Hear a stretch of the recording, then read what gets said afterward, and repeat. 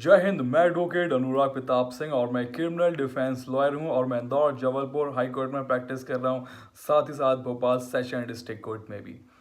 और जो मेरा आज का इस वीडियो का टॉपिक है वो बहुत ज़्यादा हॉट टॉपिक बना हुआ है इंडिया में। आजकल हर न्यूज़ चैनल में इस टॉपिक में बारे में बात की जा रही है और वो है NDPS यानी कि the narcotic drugs and psychotropic substance act 1985।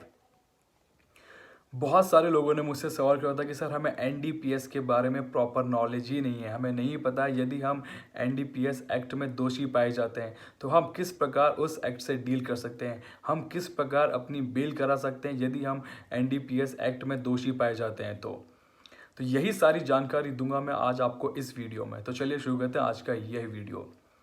सबसे पहले मैं बता दूं आपको NDPS एक्ट यानी कि the narcotic drugs and psychotropic substance act 1985 जो कि इंडिया में बहुत पहले से लागू है और बहुत ही ज़्यादा सख्ती से उसका पालन किया जा रहा है। इंडिया में बहुत कड़ाई तरीके से इसको कानून को लाया गया। यदि आप इस एक्ट में दोषी पाए जाते हैं तो आपके खिलाफ बहुत ज़्यादा कानूनी तौर पर कठोर कार्रवाई की जाएगी।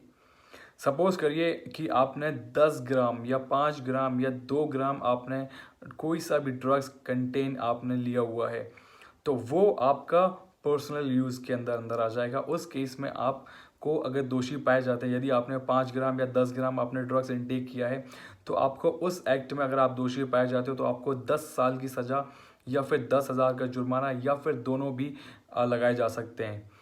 यदि मान के चलिए कि आपके पास जो ड्रग्स है वो 1 किलो या फिर 1 किलो से ज़्यादा मात्रा में पाया जाता है तो आप कमर्शियल यूज़ में आ जाओगे कि आप उस ड्रग्स का उत्पादन कर रहे हो, आप उस ड्रग्स को एज अ बेचने के लिए पर्पस से यूज़ कर रहे हो, आप उसको सप्लाई कर रहे हो। तो उस एक्ट के तहत अगर आप दोषी पाए जाते हो तो आपको 20 साल का कारावास या फिर 20,000 का जुर्माना या फिर दोनों भी लगाए जा सकते हैं।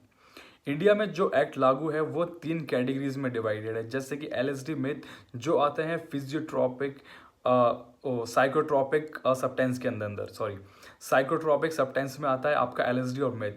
और जो आपका चरस गांजा अफीम है वो आता है नार्कोटिक ड्रग्स के अंदर।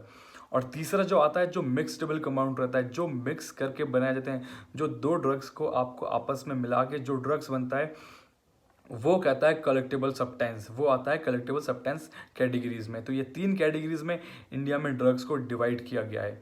यदि आप कोई सी भी कैटेगरी का ड्रग्स इनटेक करते हो, यदि वो ड्रग्स आपकी बॉडी में या फिर आपके पास पाया जाता है 5, 10, 6 ग्राम या फिर 50 ग्राम 500 ग्राम के अंदर तो वो आपका एज अ पर्सनल यूज़ में आ जाएगा कि वो ड्रग्स मैंने पर्सनल यूज़ के लिए लिया गया था या फिर मेरे पास गलती से आ गया था।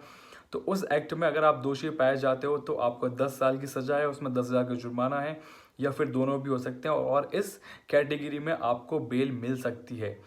मान के चलिए आपने कम ड्रग्स लिया, आपने 5 ग्राम ही ड्रग्स लिया, आपकी बॉडी में 5 ग्राम ड्रग्स पाया जाता है तो उस केस में आप बेल के लिए अप्लाई कर सकते हो। आप बोल सकते हो कि मेरा पास कोई भी मेरा क्रिमिनल हिस्ट्री नहीं है, मेरा कोई भी पास्ट में क्रिमिनल रिकॉर्ड नहीं है, या फिर ये ड्रग्स मैंने सिर्फ पर्सनल यूज़ के लिए लिया गया था, मुझे अपना फ्रस्ट्रेशन दूर करना था, मुझे किसी बात का टेंशन था तो गलती से ये ड्रग्स मेरे पास आ गया, या फिर किसी ने गलती से मुझे ट्रांसफ़र कर दिया ये ड्रग्स। तो उस कैटेगरी में आपको इजीली बेल मिल सकती है, आपको easily within 15 days bail मिल जाती है। यदि आपके पास 500 ग्राम या फिर 1 kg से ज़्यादा ड्रग्स, किसी भी कैटेगरी का ड्रग्स पाया जाता है तो उस कंडीशन में आपकी बेल होना बहुत मुश्किल हो जाएगा, क्योंकि वो ड्रग्स आप एज अ कमर्शियल यूज़ में ले रहे हो, आप वो ड्रग्स बेचना चाह रहे हो या फिर आप उसका उत्पादन कर रहे हो या फिर आप किसी अदर यूज़ के लिए वो ड्रग्स अपने पास रखे हुए हैं। तो उस कैटेगरी में आपके पास बेल मिलना बहुत टफ हो जाता है और उसमें सज़ा भी ज़्यादा, उसमें आपको 20 साल की सज़ा और 20,000 का जुर्माना या फिर दोनों भी हो सकते हैं।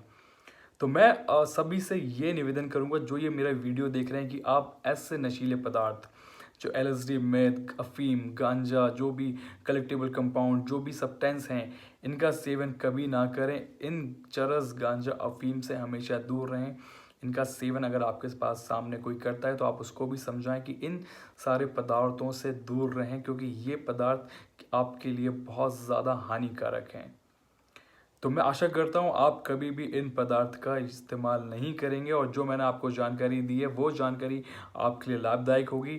यदि यह जानकारी आपके लिए लाभदायक है तो इस वीडियो को शेयर करें अपने दोस्तों के साथ, लाइक करें, सब्सक्राइब करें और तब तक के लिए अपना ध्यान रखें, सतर्क रहें और जय श्री राम।